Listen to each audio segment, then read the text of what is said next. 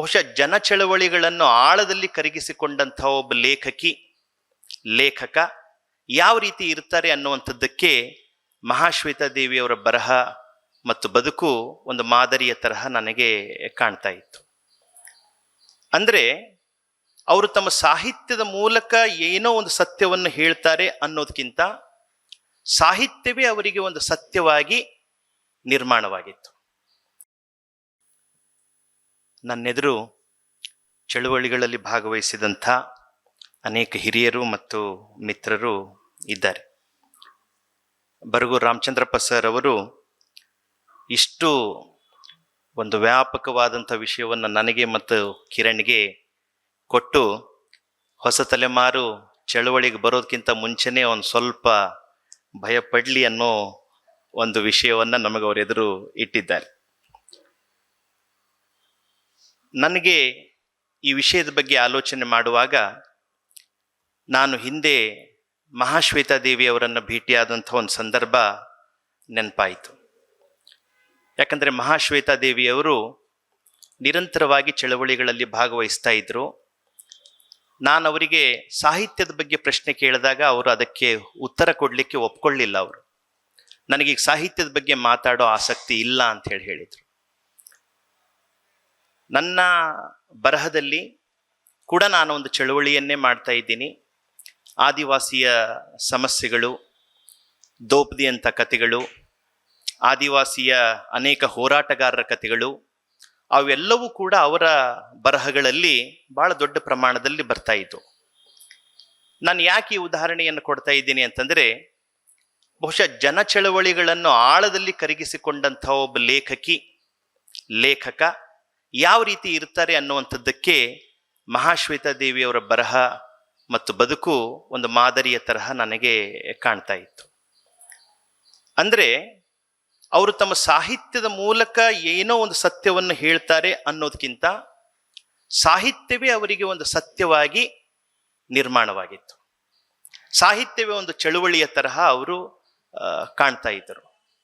ಬಹುಶಃ ತನ್ನ ಚಳುವಳಿಯ ಮಾರ್ಗ, ತನ್ನ ಸತ್ಯದ ಮಾರ್ಗ, ಅದು ಸಾಹಿತ್ಯವೇ ಹೇಗೆ ತನ್ನನ್ನು ಮುನ್ನಡೆಸ್ತಾ ಇದೆ ಅನ್ನೋ ಅರ್ಥದಲ್ಲಿ ಅವರು ಆ ಚಳುವಳಿಯ ಸಂಬಂಧಗಳನ್ನು ಹೇಳ್ತಾ ಇದ್ರು. ಹೀಗಾಗಿ ಬರಗೂರವರು ಈಗಾಗಲೇ ಪೀಠಿಕೆ ಹಾಕಿದ ಹಾಗೆ ನಮ್ಮ ದೇಶದಲ್ಲಿ, ನಮ್ಮ ರಾಜ್ಯದಲ್ಲಿ ಎಷ್ಟೆಲ್ಲ ಚಳುವಳಿಗಳು ನಡೆದಿದ್ದಾವೆ ಮತ್ತು ಆ ಚಳುವಳಿಗಳು ಬೇರೆ ಬೇರೆ ತರಹದ ಚಹರೆಗಳನ್ನು, ಬೇರೆ ಬೇರೆ ತರಹದ ಉದ್ದೇಶಗಳನ್ನು ಅವು ಸಮಾಜದ ಎದುರು ಇಟ್ಟಿದ್ದಾವೆ. ಅನೇಕ ಸಲ ಲೇಖಕರು ಆ ಚಳುವಳಿಗಳಲ್ಲಿ ನೇರವಾಗಿ ಭಾಗವಹಿಸಿದ್ದಾರೆ ಅಥವಾ ಅದರಿಂದ ಪರೋಕ್ಷವಾಗಿ ಅವರ ಪ್ರಭಾವವನ್ನು ತಮ್ಮ ಮೇಲೆ ಪಡ್ಕೊಂಡಿದ್ದಾರೆ.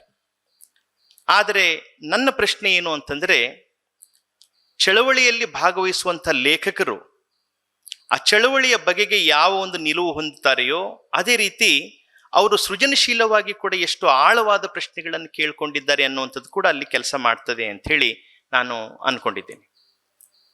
ಬಹಳಷ್ಟು ಸಲ ನಮ್ಮ ಒಂದು ತಪ್ಪು ಕಲ್ಪನೆ ಏನಿದೆ ಅಂತಂದರೆ, ಯಾರು ಚಳವಳಿಗಳಲ್ಲಿ ಭಾಗವಹಿಸ್ತಾರೆ ಅವರು ಸೃಜನಶೀಲವಾಗಿ ಅಷ್ಟು ಮಹತ್ವದ ಕೃತಿಗಳನ್ನು ಬರೀಲಿಕ್ಕಿಲ್ಲ ಅಂಥೇಳಿ. ಅದನ್ನು ಬರಗೂರವರು, ಬೇರೆಯವರು ಅನೇಕ ಸಲ ಅದನ್ನು ಸ್ಪಷ್ಟಪಡಿಸಿದ್ದಾರೆ. ಎಷ್ಟೋ ಸಲ ನಾವು ನಮ್ಮ ವ್ಯಕ್ತಿತ್ವದ ಮಿತಿಯನ್ನೇ ಚಳವಳಿಗಳ ಮಿತಿ ಅಂತೇಳಿ ಭಾವಿಸ್ತಾ ಇರ್ತೀವಿ. ಬಹುಶಃ ನಮ್ಮ ವ್ಯಕ್ತಿತ್ವ ಅದನ್ನು ಸ್ವೀಕರಿಸ್ಲಿಕ್ಕೆ ಸಾಧ್ಯ ಆಗಿಲ್ಲ ಅಂತಂದಾಗ ನಾವು ಆ ಚಳವಳಿಗಳಲ್ಲಿ ಏನೋ ಒಂದು ದೋಷ ಇರಬಹುದು ಅಂತೇಳಿ ಅಂದ್ಕೊಳ್ತೀವಿ. ಆದರೆ ನೀವು ಭಾರತದ ಒಂದು ದೊಡ್ಡ ಸಾಹಿತ್ಯ ಚರಿತ್ರೆಯನ್ನು ನೋಡಿದಾಗ ಎಷ್ಟೆಲ್ಲ ಜನ ಚಳವಳಿಗಳಿಂದ ತಮ್ಮ ಸೃಜನಶೀಲತೆಗೆ ಹೊಸ ಹೊಸ ತ್ರಾಣವನ್ನು ಪಡೆದುಕೊಂಡಿದ್ದಾರೆ ಅನ್ನುವಂಥದ್ರ ಒಂದು ದೊಡ್ಡ ಇತಿಹಾಸನೇ ಇದೆ. ಅದು ಟ್ಯಾಗೋರ್ ಅವರು ಇರಬಹುದು, ಪ್ರೇಮ್ಚಂದ್ ಇರಬಹುದು, ಸುಬ್ರಹ್ಮಣ್ಯ ಭಾರತಿಯವರು ಇರಬಹುದು, ಆಮೇಲೆ ಮಹಾಶ್ವೇತಾ ದೇವಿ ಇರಬಹುದು, ಅರುಂಧತಿ ರಾಯ್ ಇರಬಹುದು. ನಮ್ಮಲ್ಲೇ ದಲಿತ ಬಂಡಾಯದ ಸಂದರ್ಭದಲ್ಲಿ ಎಷ್ಟೆಲ್ಲ ಜನ ಈ ಚಳವಳಿಗಳ ಜೊತೆಗೆ ಒಂದು ನೇರವಾದಂಥ ಸಂಬಂಧ ಇಟ್ಕೊಂಡಿದ್ರು. ಆದರೆ ಈಗ ಪ್ರಶ್ನೆ ಬರ್ತಾ ಇರೋದು ಏನು ಅಂತಂದರೆ, ಏನೀಗ ಚಳವಳಿಗಳು ನಡೀತಾ ಇದ್ದಾವೆ? ಈಗ ಬರಗೂರವರು ಉಲ್ಲೇಖ ಮಾಡಿದ ಚಳವಳಿಗಳನ್ನು ಬಿಟ್ಟು ಕೂಡ ಪರಿಸರ ಚಳವಳಿಗಳಿರಬಹುದು, LGBTQ+ ಚಳವಳಿಗಳಿರಬಹುದು, ಪ್ರಜಾಪ್ರಭುತ್ವದ ಉಳಿವಿಗಾಗಿ ನಡೀತಾ ಇರುವಂಥ ಚಳವಳಿಗಳಿರಬಹುದು. ಆದರೆ ಇಂಥ ಚಳವಳಿಗಳನ್ನು ಹಿಡಿಲಿಕ್ಕೆ ನಮ್ಮ ಸೃಜನಶೀಲ ಭಾಷೆ ಅಂಥ ನುಡಿಗಟ್ಟುಗಳನ್ನು ಸಮರ್ಥವಾಗಿ ರೂಪಿಸ್ಕೊಳ್ತಾ ಇದೆಯಾ ಅಂತ. ಅಥವಾ ಈ ಚಳುವಳಿಗಳಿಗೆ ಬೇಕಾದಂಥ ಒಂದು ಸಾಹಿತ್ಯದ ಭಾಷೆ, ಸೃಜನಶೀಲವಾದಂಥ ಭಾಷೆ ಕಂಡುಕೊಳ್ಳಿಕ್ಕೆ ನಮ್ಗೆ ಆಗ್ತಾ ಇದೆಯಾ ಅಂತೇಳಿ. ಆಗ್ತಾ ಇಲ್ಲ ಅಂತಂದ್ರೆ ಯಾಕೆ ಆಗ್ತಾ ಇಲ್ಲ ಲೇಖಕರಿಗೆ ಅಂತೇಳಿ. ಯಾವುದನ್ನ ದಲಿತ ಬಂಡಾಯದ ಘಟ್ಟದಲ್ಲಿ ಆ ಶೋಷಣೆಯನ್ನ, ಪ್ರಭುತ್ವಕ್ಕೆ ಹಾಕುವಂಥ ಪ್ರಶ್ನೆಗಳನ್ನ, ಅಸಮಾನತೆಯ ಪ್ರಶ್ನೆಗಳನ್ನ, ಲಿಂಗ ತಾರತಮ್ಯದ ಪ್ರಶ್ನೆಗಳಿಗೆ ಒಂದು ನುಡಿಗಟ್ಟನ್ನ, ಒಂದು ಆಳವಾದಂಥ ನುಡಿಗಟ್ಟನ್ನ, ಒಂದು ಭಾಷೆಯನ್ನ ರೂಪಿಸಿಕೊಳ್ಳುವ ಪ್ರಯತ್ನ ನಡೀತಾ ಇತ್ತು. ಅದು ಮುಂದಿನ ಕಾಲದಲ್ಲಿ ಅಂಥ ಒಂದು ಭಾಷೆ, ಚಳುವಳಿಯಿಂದ ಪ್ರೇರಿತವಾದಂಥ ಭಾಷೆ ಅದು ಕಟ್ಕೊಳ್ಳಿಕ್ಕೆ ಸಾಧ್ಯ ಆಯ್ತಾ ಅನ್ನುವಂಥದ್ದು ಒಂದು ಪ್ರಶ್ನೆ ಈಗ ನಾವು ಹಾಕೊಳ್ಬೇಕಾಗಿದೆ.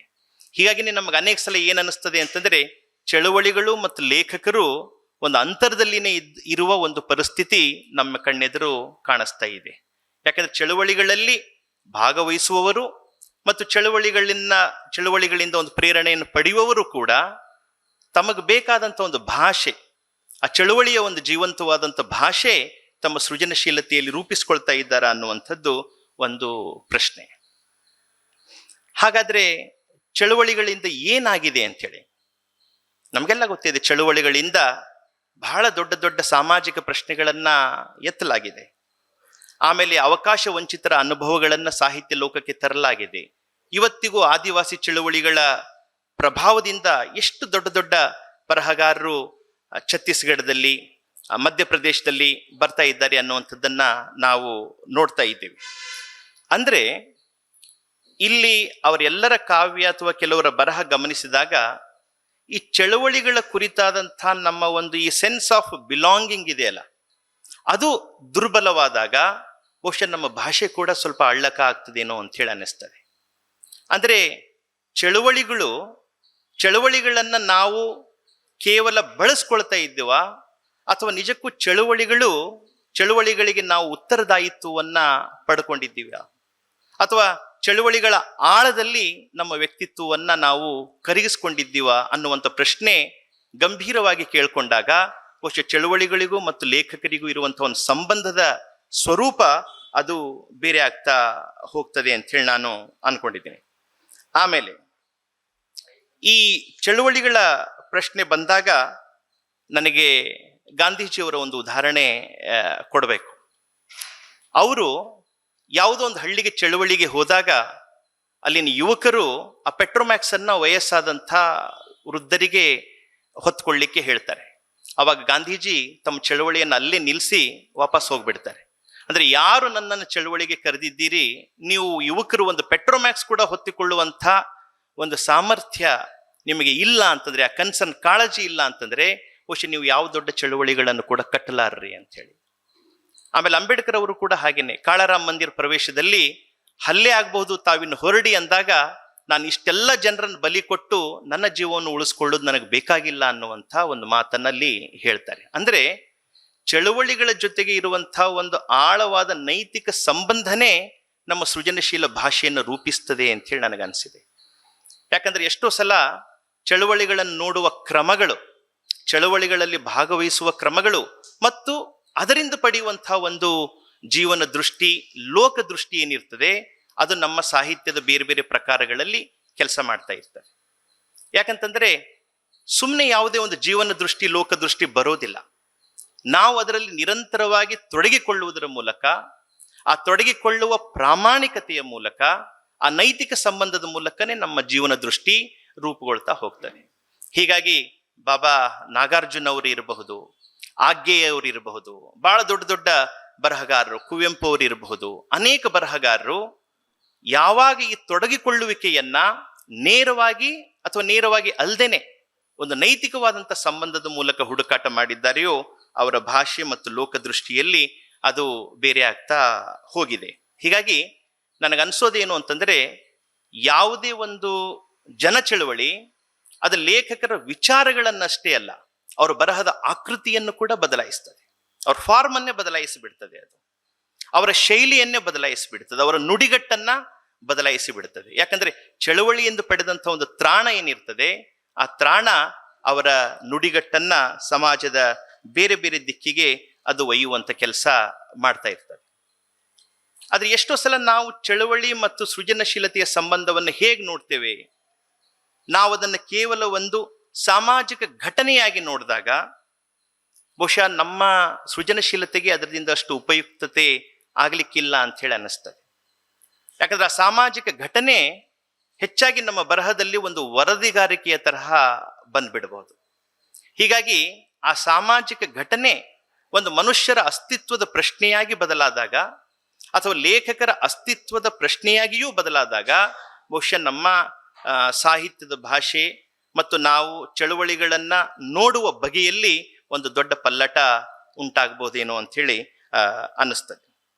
ಅಂದ್ರೆ ಚಳುವಳಿಗಳು ಕೊಡುವ ನಿರ್ದೇಶನಗಳನ್ನು ಗ್ರಹಿಸಿಯೂ ಆ ನಿರ್ದೇಶನಗಳನ್ನು ಮೀರಿ ತನ್ನದೇ ಆದಂಥ ಜೀವನಾನುಭವದ ಹಿನ್ನೆಲೆಯಲ್ಲಿ ಸಾಹಿತ್ಯವನ್ನು ರಚಿಸಿದಾಗ ಬಹುಶಃ ಆ ಸಾಹಿತ್ಯದ ಸ್ವಾಯತ್ತತೆಗೂ ಸ್ವಾತಂತ್ರ್ಯಕ್ಕೂ ಮತ್ತು ಚಳುವಳಿಯಿಂದ ಪಡೆದಂಥ ಒಂದು ದ್ರವ್ಯಕ್ಕೂ ಒಂದು ಘನವಾದ ಸಂಬಂಧ ಏರ್ಪಡ್ತದೆ. ಇದರ ಎಷ್ಟೋ ಸಲ ನಮ್ಮ ಬರಹ ಅದು ನಮಗೆ ಬೇಕೋ ಬೇಡವೋ ಸಾಹಿತ್ಯದ ಒಂದು ಚಳುವಳಿಯ ಒಂದು ವಕ್ತಾರಿಕೆಯನ್ನು ಮಾಡಬಹುದು ಅಥವಾ ಚಳುವಳಿಕೆಯ ಆಶಯಗಳನ್ನ ಅದು ಅಭಿವ್ಯಕ್ತಿಸಬಹುದು. ಹಾಗಾದಾಗ ಏನಾಗ್ಬಿಡ್ತದೆ ಅಂತಂದ್ರೆ ನಮ್ಮ ಸಾಹಿತ್ಯದ ಭಾಷೆಯಲ್ಲಿ ಒಂದು ರೆಟರಿಕ್ ಬಂದ್ಬಿಡ್ತದೆ, ಒಂದು ಜಾಡಿಗೆ ಬಿದ್ದಂಥ ಒಂದು ಭಾಷೆ, ಒಂದು ರೂಢಿಗತವಾದಂಥ ಭಾಷೆ. ನನಗನ್ನಿಸ್ತದೆ ನಮ್ಮ ಸೃಜನಶೀಲತೆಗೆ ಇರುವಂಥ ಒಂದು ದೊಡ್ಡ ಸವಾಲು ಅಂತಂದ್ರೆ ಈ ಜಾಡಿಗೆ ಬಿದ್ದಂಥ ಒಂದು ಭಾಷೆ, ರೂಢಿಗತವಾದಂಥ ಒಂದು ಭಾಷೆ. ಹೀಗಾಗಿ ಚಳುವಳಿಗಳಲ್ಲಿ ಇದ್ದು ಅಥವಾ ಚಳುವಳಿಗಳಲ್ಲಿ ಇರಲಾರದೆಯೂ ನಮ್ಮ ಭಾಷೆಯನ್ನ ಮುರಿಯುವುದು, ನಮ್ಮ ಭಾಷೆಯನ್ನು ಮುರಿದು ಕಟ್ಟುವುದು ಹೇಗೆ ಅನ್ನುವಂಥ ಒಂದು ಸವಾಲನ್ನು ಕೂಡ ಬಹುಶಃ ಲೇಖಕರು ಕೇಳ್ಕೋಬೇಕು ಅಂಥೇಳಿ ನಾನು ಅನ್ಕೊಂಡಿದ್ದೀನಿ. ಯಾಕೆ ಅಂತಂದ್ರೆ ನಮ್ಮ ಸಾಹಿತ್ಯದ ಭಾಷೆಯಲ್ಲಿ ಒಂದು ಸಂಸ್ಕೃತಿಯೂ ಇರ್ತದೆ, ಒಂದು ನೆನಪು ಇರ್ತದೆ, ಒಂದು ಸತ್ಯದ ಹುಡುಕಾಟವೂ ಇರ್ತದೆ, ಒಂದು ಬಹಳ ವಿಚಿತ್ರವಾದಂಥ ವಿಕ್ಷಿಪ್ತವಾದಂಥ ಅನುಭವಗಳ ತೊಳಲಾಟ ಕೂಡ ಇರ್ತದೆ. ಇದೆಲ್ಲವೂ ಸೇರಿ ಚಳುವಳಿ ನಮಗೆ ಏನು ಕೊಡ್ತಾ ಇದೆ, ಚಳುವಳಿಯಿಂದ ನಾವು ಏನು ಪಡಿತಾ ಇದ್ದೇವೆ ಅನ್ನುವಂಥ ಒಂದು ಕ್ರಮ ಏನಿದೆ ಅದು ಬಹುಶಃ ನಮ್ಮ ನೋಡುವ ಕ್ರಮವನ್ನ ಅದು ಮೀರಿ ಮುಂದಕ್ಕೆ ತೆಗೆದುಕೊಂಡು ಹೋಗ್ತದೆ ಸೃಜನಶೀಲತೆಯಲ್ಲಿ ಅಂತ ಹೇಳಿ ನಾನು ಭಾವಿಸಿದ್ದೀನಿ. ಆಮೇಲೆ ನಾವು ಅನೇಕ ಸಲ ಯಾರು ಚಳುವಳಿಗಳಲ್ಲಿ ಭಾಗವಹಿಸ್ತಾರೆ ಅವರು ಅಸ್ತಿತ್ವದ ಪ್ರಶ್ನೆಗಳನ್ನು ಕೇಳ್ಕೊಳ್ಬಾರ್ದು ಅನ್ನುವಂಥ ಒಂದು ಪೂರ್ವಾಗ್ರಹವನ್ನ ಬೆಳೆಸ್ಕೊಂಡಿದ್ದೀವಿ ಅಂತ ಹೇಳಿ ಅನ್ನಿಸ್ತದೆ. ಆದರೆ ಬಹಳಷ್ಟು ದೊಡ್ಡ ಲೇಖಕರನ್ನ ನಾನು ನೋಡಿದಾಗ ಮಾರ್ಕ್ಸ್ವಾದವನ್ನು, ಅಸ್ತಿತ್ವವಾದವನ್ನು, ಸಮಾಜವಾದವನ್ನು ಒಟ್ಟಿಗೆ ಕರಗಿಸಿ ಯಾರು ಈ ಬದುಕನ್ನ ನೋಡ್ಲಿಕ್ಕೆ ಮತ್ತು ಬದುಕನ್ನ ಚಿತ್ರಿಸ್ಲಿಕ್ಕೆ ಪ್ರಯತ್ನ ಮಾಡಿದ್ದಾರೆಯೋ ಅವರ ಸಾಹಿತ್ಯದೊಳಗೆ ಸೃಜನಶೀಲತೆಯಲ್ಲಿ ಒಂದು ವಿಚಿತ್ರವಾದ ಗಹನತೆ ಇದೆ. ನಾನು ಬಹಳಷ್ಟು ಹೆಸರುಗಳನ್ನು ಹೇಳಲಿಕ್ಕೆ ಹೋಗೋದಿಲ್ಲ, ಆದರೆ ಅದು ವ್ಯಕ್ತಿಯ ಅಸ್ತಿತ್ವದ ಪ್ರಶ್ನೆಯಾಗಿಯೂ ಸಮಾಜದ ಅಸ್ತಿತ್ವದ ಪ್ರಶ್ನೆಯಾಗಿಯೂ ಆ ದ್ವಂದ್ವಗಳು, ಆ ಆತಂಕಗಳು, ಆ ಭಯ, ಅಸಹಾಯಕತೆ, ದುಗುಡ ಮತ್ತು ಆ ಪ್ರತಿರೋಧದ ಕೆಚ್ಚು ಎಲ್ಲವೂ ಸೇರಿದಾಗ ಬಹುಶಃ ಸೃಜನಶೀಲತೆಗೆ ಇನ್ನೊಂದು ಬೇರೆ ತರಹದ ಆಯಾಮ ಬರ್ತದೆ ಅಂತ ಹೇಳಿ ನಾನು ಅನ್ಕೊಂಡಿದ್ದೀನಿ. ಆಮೇಲೆ ನಾನು ಗುಲ್ಬರ್ಗದಲ್ಲಿ ಓದ್ತಾ ಇದ್ದಾಗ ಆವಾಗ ಬಂಡಾಯ ಸಾಹಿತ್ಯ ಬಹಳ ತೀವ್ರವಾದಂಥ ಸ್ವರೂಪದಲ್ಲಿತ್ತು. ಸಬ್ರದವರಿದ್ದಾರೆ, ಚೆನ್ನಣ್ಣ ವಾಲಿಕಾರ್ ಅವರಿದ್ರು. ವಾಲಿಕಾರ್ ಅವರು ಎಲ್ಲೆಲ್ಲಿ ದಲಿತರ ಕೊಗ್ಗೊಲೆಯಾಗಿದೆ, ಎಲ್ಲೆಲ್ಲಿ ಹೆಣ್ಣು ಮಕ್ಕಳ ಮೇಲೆ ಅತ್ಯಾಚಾರ ಆಗಿದೆ ಆ ಹಳ್ಳಿಗಳಿಗೆ, ಆ ಪ್ರದೇಶಗಳಿಗೆ ಹೋಗಿ ಮಾಹಿತಿಯನ್ನು ಸಂಗ್ರಹಿಸಿ ತಮ್ಮ ಜನಪದದ ಧಾಟಿಯಲ್ಲಿ ದೀರ್ಘವಾದಂಥ ಕಥನ ಕಾವ್ಯಗಳನ್ನು ಅವರು ಬರಿತಾ ಇದ್ರು. ಸರ್, ಯಾಕೆ ಈ ತರ ಬರಿಬೇಕು ಅಂತ ಅನಿಸ್ತಾ ಇದೆ ಅಂತಂದ್ರೆ ಅವ್ರು ಹೇಳಿದ್ರು, ನನಗೆ ದಲಿತ ಸಂಘರ್ಷ ಸಮಿತಿಯಲ್ಲಿ ಕೊಟ್ಟಂತ ಒಂದು ಪಾಠ ಇದು, ಎಲ್ಲೆಲ್ಲಿ ದಲಿತರ ಕಗ್ಗೊಲೆಗಳಾಗ್ತಾ ಇದೆ ಅವುಗಳನ್ನು ಸಾಹಿತ್ಯದಲ್ಲಿ ದಾಖಲಿಸಬೇಕು ಅಂತ ಹೇಳಿ. ಆದ್ರೆ ಇದು ಅವರು ಚಳವಳಿಯಿಂದ ಪಡೆದಂಥ ಒಂದು ತಿಳುವಳಿಕೆ. ಇರ್ಲಿ, ಅದರ ಸೃಜನಶೀಲತೆಯ ಬೇರೆ ಬೇರೆ ಮುಖಗಳನ್ನು ನಾವು ಆಮೇಲೆ ಚರ್ಚೆ ಮಾಡಬಹುದು. ಆದರೆ ಒಂದು ಚಳುವಳಿ ಅವರ ಸೃಜನಶೀಲತೆಯನ್ನ ನಿರ್ದೇಶಿಸಿತ್ತು, ಅವರ ವಸ್ತುವನ್ನ, ಅವರ ಭಾಷೆಯನ್ನ, ಅವರ ಬರವಣಿಗೆ ಕ್ರಮವನ್ನ ಅದು ನಿರ್ದೇಶಿಸಿತ್ತು ಅನ್ನುವಂಥದ್ದಕ್ಕೆ ಅದನ್ನು ನಾನು ಉದಾಹರಣೆಯಾಗಿ ಹೇಳಿದೆ. ಆಮೇಲೆ ಅರುಂಧತಿ ರಾಯ್ ಎಷ್ಟೆಲ್ಲ ಚಳುವಳಿಗಳಲ್ಲಿ ಅವರು ಭಾಗವಹಿಸಿದ್ದಾರೆ, ಆದರೆ ಅವರ ಕಾದಂಬರಿಗಳನ್ನು ನೋಡಿದಾಗ ಅಲ್ಲಿ ಯಾವ ಚಳುವಳಿಯ ಸ್ಪರ್ಶ ಕೂಡ ಕಾಣಿಸೋದಿಲ್ಲ. ಆದರೆ ಅವರ ವೈಚಾರಿಕ ಬರಹಗಳಲ್ಲಿ ಅವರ ಚಳುವಳಿಗಳ ಪ್ರಜ್ಞೆ ದಟ್ಟ ಪ್ರಮಾಣದಲ್ಲಿ ಕಾಣುತ್ತದೆ. ಆದರೆ ಅವರ the god of small things ಆಗಲಿ, ಬೇರೆ ಕಾದಂಬರಿಗಳಲ್ಲಾಗ್ಲಿ ಅದು ಗೊತ್ತಾಗೋದಿಲ್ಲ. ಹೀಗಾಗಿ ಯಾವ್ಯಾವ ರೂಪದಲ್ಲಿ ಯಾವ್ಯಾವ ಪ್ರಜ್ಞೆಯ ಸ್ತರಗಳಲ್ಲಿ ಈ ಚಳುವಳಿ ನಮ್ಮನ್ನ ರೂಪಿಸ್ತಾ ಇರ್ತದೆ ಅನ್ನುವಂಥದ್ದೇ ಒಂದು ಬಹಳ ವಿಸ್ಮಯಕಾರಿಯಾದಂಥ ಸಂಗತಿ. ಆಮೇಲೆ ನನಗೂ ಒಂದು ಬಹಳ ದೊಡ್ಡ ಅಪಾಯ ಈ ಕಾಲದಲ್ಲಿ ಅನಿಸಿದ್ದು ಏನು ಅಂತಂದರೆ, ಧರ್ಮ ಪ್ರೇರಿತವಾದಂಥ ಚಳುವಳಿಗಳು, ಪ್ರಭುತ್ವ ಪ್ರೇರಿತವಾದಂಥ ಚಳುವಳಿಗಳು ಮತ್ತು ಮಾರುಕಟ್ಟೆ ಪ್ರೇರಿತವಾದಂಥ ಚಳುವಳಿಗಳು ಕೂಡ ಲೇಖಕರ ಎದುರು ಬಹಳ ದೊಡ್ಡ ಸವಾಲುಗಳನ್ನು ನಾವು ಒಡ್ತಾ ಇದ್ದಾವೆ. ಅಂದರೆ ಇಂಥ ಚಳುವಳಿಗಳ ಹುಸಿತನದಿಂದ ಹೇಗೆ ತಪ್ಪಿಸ್ಕೊಳ್ಳೋದು ಅಂತೇಳಿ. ಯಾಕಂದ್ರೆ ಅವೇ ಜನ ಚಳುವಳಿಗಳು ಅನ್ನೋ ತರಹ ಒಂದು ಬಿಂಬಿತವಾಗ್ತಾ ಇರುವಾಗ, ಹಾಗಾದ್ರೆ ನೈಜ ಜನ ಚಳುವಳಿಗಳು ಎಲ್ಲಿದ್ದಾವೆ? ನೈಜ ಜನ ಚಳುವಳಿಗಳ ಜೊತೆ ಲೇಖಕರು ಇಟ್ಕೊಳ್ಬೇಕಾದಂಥ ಸಂಬಂಧ ಯಾವ ಬಗೆಯದು? ಹೀಗಾಗಿ ನಮ್ಮ ಕಾಲದಲ್ಲಿ ಇಂಥ ಹುಸಿ ಜನ ಚಳುವಳಿಗಳ ಜೊತೆ ಒಂದು ಅಂತರ ಕಾಯ್ದುಕೊಳ್ಳೋದು ಕೂಡ ಒಂದು ದೊಡ್ಡ ಸವಾಲು. ಯಾಕಂತಂದ್ರೆ ಎಷ್ಟೋ ಸಲ ಪ್ರಭುತ್ವಗಳು ಅನೇಕ ಲೇಖಕರನ್ನ ತಮ್ಮ ಪಕ್ಷದ ವಕ್ತಾರರ ಹಾಗೆ, ಮುಖವಾಣಿಗಳ ಹಾಗೆ ಅವು ಬಳಸ್ಕೊಳ್ಳುವ ಅಪಾಯ ಇರ್ತದೆ, ಅಥವಾ ತಮ್ಮ ಹಿಂಬಾಲಕರಾಗಿ ಬಳಸ್ಕೊಳ್ಳುವ ಅಪಾಯ ಇರ್ತದೆ. ಹೀಗಾಗಿ ಪಕ್ಷ ರಾಜಕಾರಣದ ಪ್ರಲೋಭನೆಗಳನ್ನು, ಧರ್ಮ ರಾಜಕಾರಣದ ಪ್ರಲೋಭನೆಗಳನ್ನು, ಮಾರುಕಟ್ಟೆಯ ಪ್ರಲೋಭನೆಗಳನ್ನು ಮೀರಿ ಒಬ್ಬ ಲೇಖಕ ತನ್ನ ಆಳವಾದಂಥ ಭಾಷೆಯನ್ನ, ತನ್ನ ಸಂವೇದನೆಯನ್ನ, ತನ್ನ ಹುಡುಕಾಟವನ್ನ ಕಟ್ಕೊಳ್ಳುವಂಥ ಒಂದು ವಾತಾವರಣ ಈಗಿದೆ ಅನ್ನುವಂಥದ್ದು ತಮಗೆಲ್ಲ ಗೊತ್ತೇ ಇದೆ. ಅಂದ್ರೆ ಈ ಸೃಜನಶೀಲತೆಯ ಅಂತರ್ವಿರೋಧಗಳನ್ನ ಗ್ರಹಿಸದೇ ಇದ್ದಾಗ, ಅಥವಾ ಸೃಜನಶೀಲತೆಯ ಒಳಗೆ ಯಾಕಾಗಿ ಒಂದು ವೈರುಧ್ಯಗಳು ಉತ್ಪನ್ನ ಆಗ್ತಾ ಇದ್ದಾವೆ ಅನ್ನುವಂಥದ್ದನ್ನು ಕಂಡುಕೊಳ್ಳದೆ ಇದ್ದಾಗ್ಲೂ ನಮಗೆ ಚಳುವಳಿ ಮತ್ತು ಸೃಜನಶೀಲತೆಯ ನಡುವೆ ಒಂದು ಆಳವಾದಂಥ ಸಂಬಂಧ ಬೆಸಲಿಕ್ಕೆ ಕಷ್ಟ ಆಗಬಹುದು. ಹಾಗೆ ನೋಡಿದ್ರೆ ನಮ್ಮ ಸೃಜನಶೀಲತೆಯಲ್ಲಿ ಒಂದು 2 ತರಹದ ಪ್ರವೃತ್ತಿಗಳಿದ್ದಾವೆ ಅನ್ನುವಂಥದ್ದು ಒಂದು ಸ್ಥೂಲವಾಗಿ ಗಮನಿಸಬಹುದು. ಒಂದು, ಈ ಸಮಾಜದ ವ್ಯವಸ್ಥೆಗೆ ರೋಸಿ ಹೋಗಿ ಇನ್ನೇನು ಇಲ್ಲಿ ಸಾಧ್ಯ ಇಲ್ಲ, ಯಾವುದೇ ಬದಲಾವಣೆ ಸಾಧ್ಯ ಇಲ್ಲ ಅನ್ನುವಂಥ ಒಂದು ಹತಾಶೆಯ ಸೃಜನಶೀಲತೆ. ಅಂತ ಅನೇಕ ಲೇಖಕರು ಇದ್ದಾರೆ. ಯಾವ ಚಳುವಳಿಗಳಿಂದಲೂ ಏನೂ ಉಪಯೋಗ ಇಲ್ಲ ಅನ್ನುವಂಥ ಒಂದು ಹತಾಶೆ. ಇನ್ನೊಂದು, ನಾನು ಈ ಮೊದಲೇ ಹೇಳಿದ ಹಾಗೆ, ಯಾವ ಆತ್ಮ ಪರೀಕ್ಷೆ ಇಲ್ಲದೇನೆ ಆ ಚಳುವಳಿಗಳ ಬಗೆಗೆ ಒಂದು ಸರಳ ವ್ಯಾಖ್ಯಾನವನ್ನು ಮಾಡುವಂಥ ಒಂದು ಕ್ರಮ. ಹೀಗಾಗಿ ಚಳುವಳಿಗಳನ್ನ ಸರಳವಾಗಿ ವ್ಯಾಖ್ಯಾನ ಮಾಡೋದು ಅಥವಾ ಚಳುವಳಿಗಳಿಂದ ಹತಾಶೆಗೊಂಡು ಬರೆಯುವುದು, ಬಹುಶಃ ಎರಡೂ ಕೂಡ ಸೃಜನಶೀಲವಾಗಿ ನಮ್ಮನ್ನು ಬಹಳ ದೂರ ತೆಗೆದುಕೊಂಡು ಹೋಗ್ಲಿಕ್ಕಿಲ್ಲ ಅಂತ ಹೇಳಿ ನಾನು ಅನ್ಕೊಂಡಿದ್ದೀನಿ. ಒಂದು ನಮ್ಮನ್ನು ನಿರಾಶಾವಾದಿಗಳನ್ನಾಗಿ ಮಾಡಿದ್ರೆ, ಇನ್ನೊಂದು ಬಹುಶಃ ನಮ್ಮನ್ನ ಜಡ ಪ್ರವೃತ್ತಿಗಳನ್ನಾಗಿ ಪರಿವರ್ತಿಸುವಂಥ ಅಪಾಯ ಇದೆ. ಹೀಗಾಗಿ ಯಾರು ಪ್ರತಿರೋಧದ ಬರಹಗಾರರಾಗಿರ್ತಾರೆಯೋ ಅವರು ಪ್ರತಿರೋಧದ ದುರ್ಬಲ ಮಾದರಿಗಳನ್ನು ಕೂಡ ಮೀರಬೇಕಾಗ್ತದೆ. ಒಂದು ವೇಳೆ ಪ್ರತಿರೋಧದ ದುರ್ಬಲ ಮಾದರಿಗಳನ್ನು ಮೀರದೇ ಇದ್ರೆ ಸಮರ್ಥವಾದಂಥ ನೈಜವಾದಂಥ ಪ್ರತಿರೋಧದ ದಾರಿಗಳನ್ನ ಹುಡುಕ್ಲಿಕ್ಕೆ ಆಗೋದಿಲ್ಲ. ಹೀಗಾಗಿ ನಾವು ಯಾವುದೇ ಒಂದು ಮುಖ್ಯವಾದಂಥ ಕೃತಿಯನ್ನು ಗಮನಿಸಿದಾಗ ಅದು ಆ ಚಳುವಳಿಯ ಸಂದರ್ಭದಲ್ಲಿ ಎಷ್ಟು ಸಮರ್ಥವಾಗಿ ಸೂಕ್ಷ್ಮವಾಗಿ ತೋರ್ತಾ ಇತ್ತೋ, ಚಳುವಳಿ ಮುಗಿದ ಮೇಲೂ ಕೂಡ ಅದಕ್ಕೆ ತಂದೆ ಆದಂಥ ಒಂದು ಅಸ್ತಿತ್ವ ಇರ್ತದೆ. ಅಥವಾ ಚಳುವಳಿಯ ಕಾಲ ಸರಿದು ಬಹಳ ದೀರ್ಘವಾದಂಥ ಸಮಯ ಆದ್ಮೇಲೂ ಕೂಡ ಅದು ಹೊಸ ಹೊಸ ಚಳುವಳಿಗಳಿಗೆ ತನ್ನ ಕಾವು ಕೊಡುವಂಥ ಶಕ್ತಿ ಪಡೆದುಕೊಂಡಿದಿರ್ತದೆ, ಅಥವಾ ಅವುಗಳಿಗೆ ಒಂದು ಬೇರೆ ದಿಕ್ಕನ್ನು ತೋರಿಸುವಂಥ ಶಕ್ತಿ ಅದರೊಳಗೆ ಇರ್ತದೆ. ನಾವು ದಾರಿಯೋಫೋನ ಒಂದು ಮೊನ್ನೆ ಶಕೀಲ್ ಅಹಮದ್ ಮಾಡಿದ್ರಲ್ಲ, ಕೊಡಲ್ಲ ಅಂದ್ರೆ ಕೊಡಲ್ಲ, ಅವನು ತನ್ನ ದೇಶದ ತೆರಿಗೆ ಚಳುವಳಿ ಬಗ್ಗೆ ಬರೆದ್ರು ಕೂಡ ಇವತ್ತಿಗೂ ನಮಗೆ ಕೂಡ ಅದು ಪ್ರಸ್ತುತ. ಗಾರ್ಕಿಯ ತಾಯಿ ನಮಗೆ ಪ್ರಸ್ತುತ. ಆಮೇಲೆ ನೆರೋದನ ಪದ್ಯಗಳು ನಮಗೆ ಪ್ರಸ್ತುತ. ಯಾಕೆ ಹೀಗಾಗ್ತದೆ ಅಂತಂದ್ರೆ, ಅವು ತಮ್ಮ ಸಂದರ್ಭಬದ್ಧವಾದಂಥ ಶಕ್ತಿಯನ್ನು ಕೂಡ ಜೀರ್ಣಿಸಿಕೊಂಡು ಕಾಲದಲ್ಲಿ ಬಹಳ ದೂರ ನಡೆಯುವಂಥ ಒಂದು ಸಾಮರ್ಥ್ಯವನ್ನ ಅವು ಪಡೆದುಕೊಂಡಿರ್ತವೆ ಅಂತ ಹೇಳಿ ಅನ್ನಿಸ್ತದೆ. ಹೀಗಾಗಿ ಚಳುವಳಿಗಳಲ್ಲಿ ಹುಟ್ಟಿಯೂ ಕೇವಲ ಚಳುವಳಿಗಳ ಕಾಲಕ್ಕೆ ಮಾತ್ರ ಸೀಮಿತವಾಗದೆ ಚಳುವಳಿಗಳನ್ನು ಮೀರಿ ಬೆಳೆಯುವ ಸೃಜನಶೀಲವಾದಂಥ ದಾರಿಗಳನ್ನು ಕಂಡುಕೊಳ್ಳೋದೇನಿದೆ ಅದು ಕೂಡ ಲೇಖಕರ ಎದುರಿರುವಂಥ ಒಂದು ದೊಡ್ಡ ಸವಾಲು ಅಂಥೇಳಿ ನಾನು ಅನ್ಕೊಂಡಿದ್ದೀನಿ.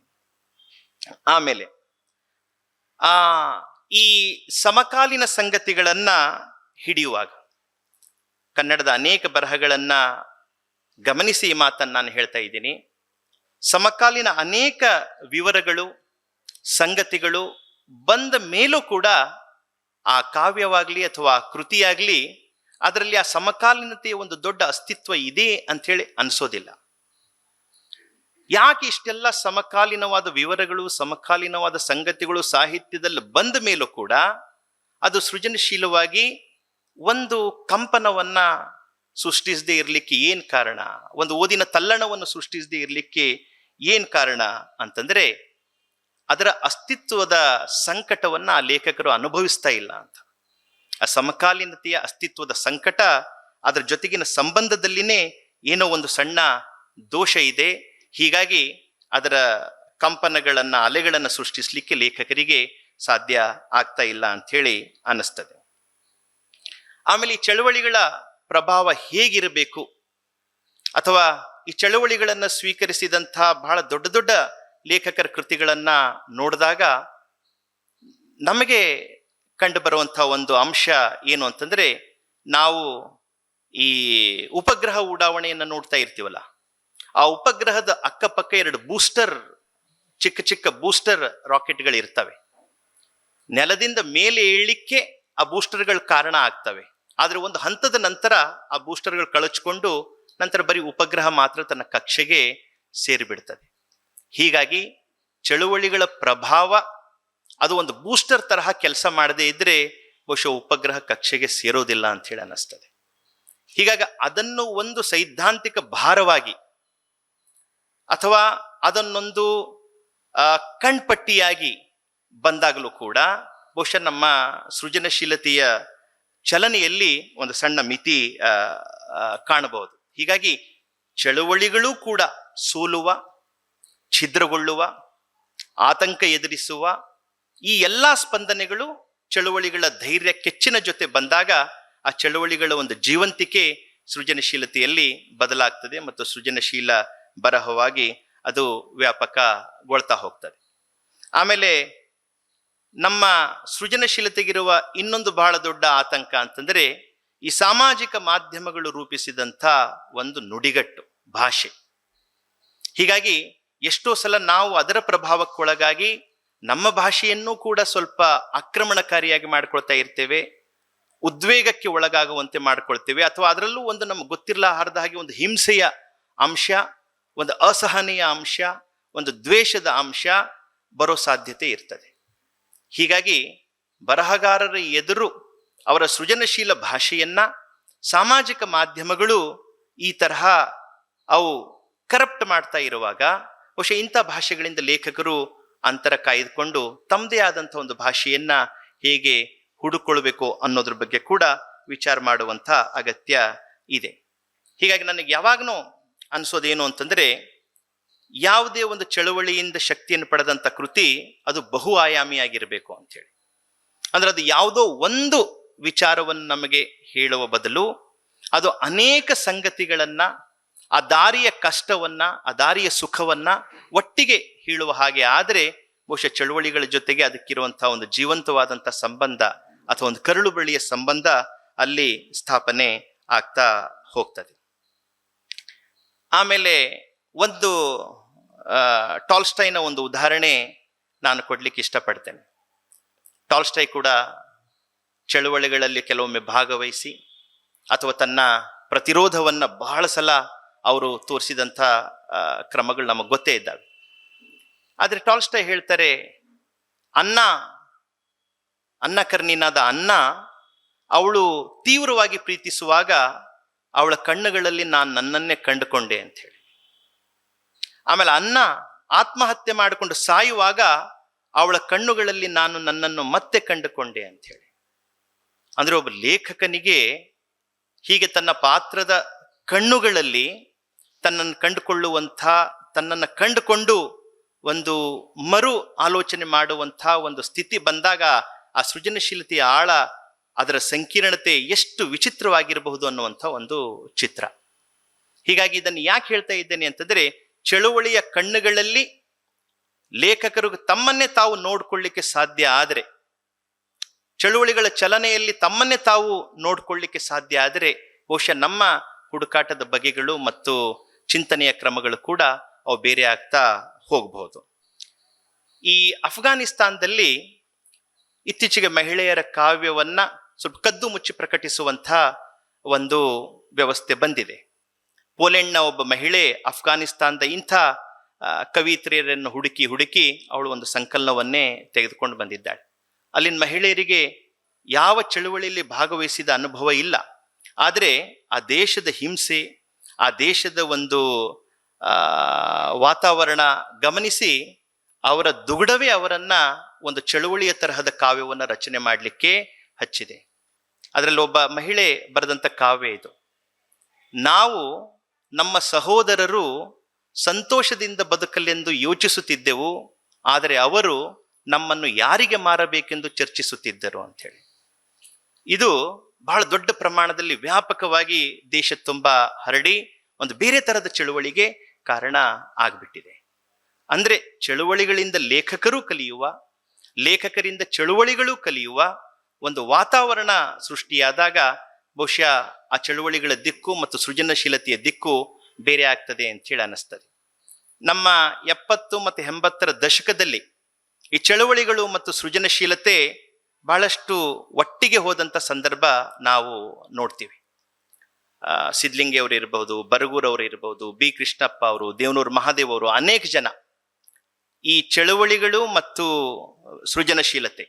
ಆದರೆ ಈಗ ವಾತಾವರಣ ಆ ತರಹ ಇಲ್ಲ. ಏಕಾಂಗಿಯಾಗಿ ಚಳುವಳಿಗಳನ್ನು ಮಾಡೋರಿದ್ದಾರೆ, ಅಥವಾ ಒಂದು ಗುಂಪಿನಲ್ಲಿ ಚಳುವಳಿಗಳನ್ನು ಮಾಡೋರಿದ್ದಾರೆ, ಅಥವಾ ತಮ್ಮ ವೈಯಕ್ತಿಕವಾದಂಥ ಸಂಗತಿಗಳನ್ನೇ ಬಹಳ ಆಳವಾಗಿ ಕಾವ್ಯದ ಮೂಲಕ ಧ್ವನಿಸುವಂಥವರಿದ್ದಾರೆ. ಹೀಗಾಗಿ ಈಗ ಚಳುವಳಿಗಳ ಜೊತೆಗಿನ ಸಂಬಂಧ ಸಂಪೂರ್ಣ ಬೇರೆಯಾಗಿದೆ. ಇಂಥ ಕಾಲದಲ್ಲಿ ನಮಗೆ ಚಳುವಳಿಗಳಿಗೆ ಹಿಡಿಯಬೇಕಾದಂಥ ಒಂದು ಭಾಷೆ, ಚಳುವಳಿಗೆ ಬೇಕಾದಂಥ ಒಂದು ನುಡಿಗಟ್ಟು ಬಹಳ ದೊಡ್ಡ ಒಂದು ಸವಾಲಿನ ತರಹ, ಒಂದು ಬಹಳ ಕಷ್ಟದ ತರಹ ಲೇಖಕರ ಎದುರು ಅದು ಇದ್ಬಿಟ್ಟಿದೆ. ಏನು ಹೇಳಿದ್ರು ಕೂಡ ಅದೊಂದು ಹುಸಿ ಅನ್ನುವ ಒಂದು ಓದುಗರ ನಂಬಿಕೆಯನ್ನು ಒಡೆದು ಮುಂದಕ್ಕೆ ಚಲಿಸಬೇಕಾದಂಥ ಒಂದು ಭಾಷೆ ಕಟ್ಕೊಳ್ಳುವಂಥ ಕಾಲ ಬಂದಿದೆ ಅಂತ ಹೇಳಿ ನಾನು ಅನ್ಕೊಂಡಿದ್ದೀನಿ. ಹೀಗಾಗಿ ನಾವು ಬಹುಶಃ ಎಲ್ಲ ಪ್ರಲೋಭನೆಗಳಿಂದ ತಪ್ಪಿಸ್ಕೊಂಡಾಗ, ಎಲ್ಲ ಆಮಿಷಗಳಿಂದ ತಪ್ಪಿಸ್ಕೊಂಡಾಗ ಚಳುವಳಿಗಳನ್ನು ಮತ್ತು ಸೃಜನಶೀಲತೆಯನ್ನು ನೈತಿಕವಾಗಿ ಮುಂದಕ್ಕೆ ಒಯ್ಯಬಹುದು ಅಂಥೇಳಿ ಅನ್ನಿಸ್ತದೆ. ಇಷ್ಟು ಮಾತುಗಳನ್ನು ಹೇಳಿ ಮತ್ತೆ ಮುಂದೆ ಚರ್ಚೆಯಲ್ಲಿ ನಾವು ಈ ವಿಷಯದ ಕುರಿತು ಮಾತಾಡೋಣ ಅನ್ನುವಂಥದ್ದು ಉಲ್ಲೇಖಿಸಿ ನನ್ನ ಮಾತುಗಳನ್ನು ಮುಗಿಸ್ತೇನೆ. ನಮಸ್ಕಾರ.